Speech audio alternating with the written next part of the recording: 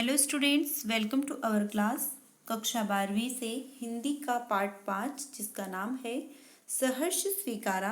इस पाठ के कुछ पदों को हमने पिछले वीडियो में पढ़ लिया था। इससे आगे से हम इस पाठ को शुरू करेंगे।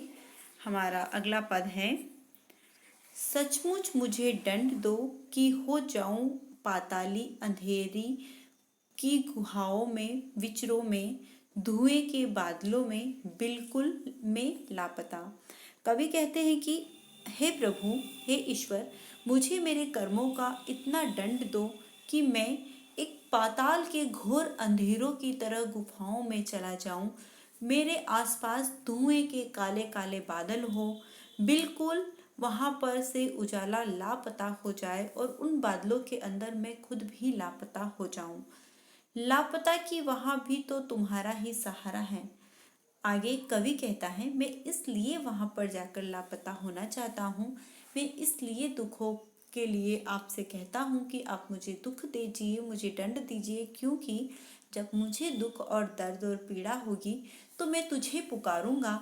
इसलिए जब भी मैं अंधेरे में रहूंगा, जब भी मैं संकट में रहूंगा, प्रभु आप ही मेरा सहारा बनोगे।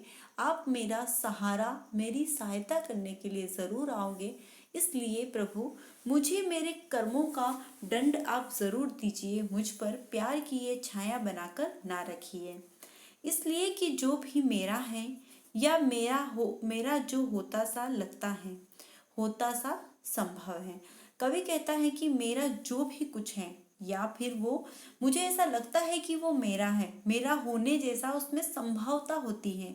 अगर वो मेरा वाकई में होना चाहता है, मेरा ऐसा लगता है कि ये सारी चीज़ें मेरी हैं, सभी वह तुम्हारे ही कारण के कार्यों का घेरा है, कार्यों का वैभव है। आगे कवि कहता है कि जो भी कुछ मुझे ऐसा लगता है कि मेरा है, मेरा हो सकता है, मेरा होने की संभावना है, वो सब तो सब आपके ही कार्यों का कारण है। मतलब आपके ही द्वारा दिया गया है, सब आपकी ही महिमा है, आपकी ही कृपा है।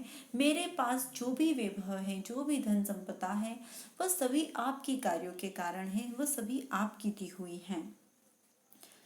अब तक तो जिंदगी में जो कुछ था, जो कुछ है, सहर्ष स्वीकारा है। इसलिए प्रभु अब तक मेरी जिंदगी में जो कुछ था, जो कुछ है और जो कुछ आएगा, उन सब चीज़ों को मैं सहर्ष स्वीकारता आया हूँ और स्वीकारूंगा।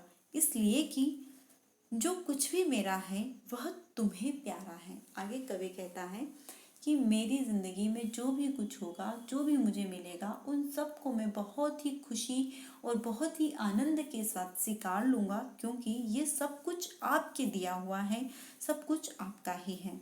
इस प्रकार से कवि अपनी भावनाओं को, अपनी इच्छाओं को भगवान के सामने, अपने इष्ट के सामने प्रस्तुत करता है और उनसे यही विनती करता है कि हे प्रभु, आप अपनी छत्र छाया मुझ पर ना बनाकर मुझे मेरे कर्मों का दंड दें, जिससे कि मैं अपना आपका नाम हमेशा लेता रहूं और आपकी दी हुई हर चीज़ को, चाहे सुख दुख, हर चीज़ को मैं सहर्ष दिल से स्वीकारता रहूं। आई होप आप सभी को समझ में आया होगा। Thank you.